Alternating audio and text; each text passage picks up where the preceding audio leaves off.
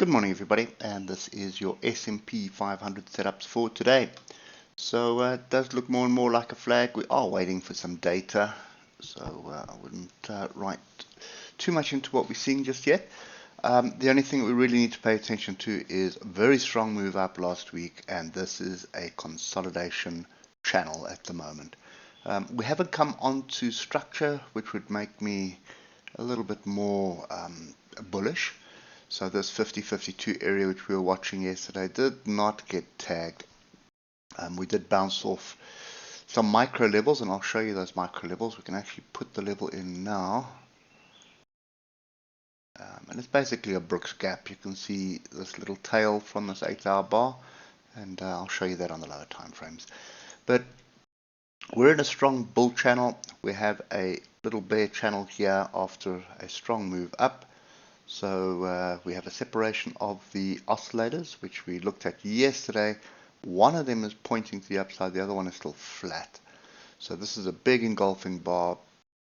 Moving averages are bullish. So there's no real reason to be looking short. As I said yesterday, you're looking for opportunities to buy, and anything that you do take short is a scalp, and you want to be in and out of it as quick as possible, and it has a high level of risk. So there is a second bit of structure. We'll get to the levels now when we get down to the lower time frames, but pretty much sideways most of yesterday until we got this engulfing bar going into the close, and now we're just hovering along the top here at 50.81. Now the big reveal, shall we say. So firstly, hindsight's always a perfect science, but you can see we had the crossover of the moving average, which was bearish, but the higher time frames was still bullish. So it's always, when you see that kind of stuff, it's always just a warning that you need to be very careful about what you do. Now you can see there is a little story of threes here that never played out. Tail 1, tail 2, tail 3. So something obviously was of interest to everybody here. We did find support early in the day here. We then broke through it. So you would have expected, if I went down to a 3-minute chart for argument's sake, would have expected a pullback onto 50.67, 50.68 for a rejection and a move down to 50.52. But that didn't play out. Now that we have a crossover of the moving averages back into the bullish side, I'm more of the opinion that we're probably going to continue to the upside. The other clue at the moment is we are tracking this trend line at the moment. We haven't really broken it, so we would need to break, and I'm just going to use that pin bar as our yardstick. There's the pin bar there. So we would have to break through this level. You see we intersect the diagonals and the horizontals here. So 50.81, 50.82 is what we need to break. Oscillators are indicating top of range, and we should see a move down. Now there is data due, I think some today, tomorrow, and then obviously non-farm payrolls on Friday. So yeah, I think you're probably going to be a little bit volatile until all that data is out. Okay, 15 minutes. Pretty much above the moving averages, below the moving averages, above the moving averages. So yesterday was a bit of a write-off day, a rangy day, and nothing really to write home about. As I said yesterday, the area for the long was 50.52. Didn't quite get there. This structure that you see here, this big engulfing bar, if I go left and we just add in that level there at 50.46, you can see there's a fractal there, and there is support on it. We did drop below it here, so that does bring it into play. And I come up like this. You'll see even that is extremely far away. So there's nothing really. You've got the story of threes here, but there's nothing really there to indicate that there was a turn. I can fine tune that one onto 50.56, and you're still not going to get any structure that you would have looked at to buy off. So this is just one of those days. It does happen where it reverses in the middle of nowhere. No real rhyme or reason. Well, that's clear to us. There's obviously some strategy out there that pushed that market up, and it's something which we're not trading. So anyway, write it off to just one of those days. For today, this is your line in the sand, 50.68. I'd actually take the low of yesterday as my stop area, ultimate stop area for get out of anything long.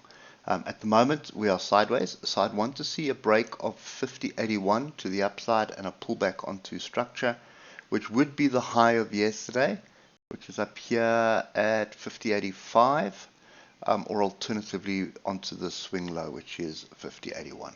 So this 50.80 area is pretty much the area that we need to pay attention to. So what we're looking for is, I just need price to shoot up, come back, test this area, and get going again. If we drop below the moving averages here on the 15 minutes again, I will be sitting on the sides. I'm not really going to be interested in that, which is a strong possibility. It's a very strong possibility. This is top of range and also top of channel. There's my channel. I'd have to put a bottom bit of structure in for you, but you get the drift. There is the channel. It is also a bull flag. So a couple of things I don't like about it. Oscillators is obviously key at the moment, and then this big up and down yesterday. So we haven't quite got a new high, but we did get a new low. So what we're looking for is that new high, and 50.80 is the line in the sand. Get above it, we'd look for support. If we reject this area, and I'm definitely not chasing shorts at the moment, then you would be looking at 50.56 and ultimately 50.46. That's still my decent area for me to actually look for opportunities to buy. And if you look at the 3 hour, the oscillators are starting to go all over the place, but this just gives you a very clear picture of what should happen. So textbook stuff, strong move up, not a red bar in sight from the middle of last week all the way to the end of the week, and we held it, and now we've just kind of drifting below the close, which is 50.81 of the previous week. So this is a flag. There's no two ways about it. We're halfway through the week, so I'd want to see a break and retest of this, and then that gets me excited for a move which should equal what's that, 1,600 odd points. So patience is key. If we do drop back to the bottom of the flag, so be it. It would be, in my view anyway, would be ideal to come into this zone. And just going to fine tune these for the 8 hour, because that is the areas that I really would be interested in. It's 50, 51 or 50, 50, 50, 43, 50, 44. That is a zone that I still believe would be ideal buying opportunity if we do reject this area. If we don't reject this area, we come up and we come back and test it, 50.81, 50.82.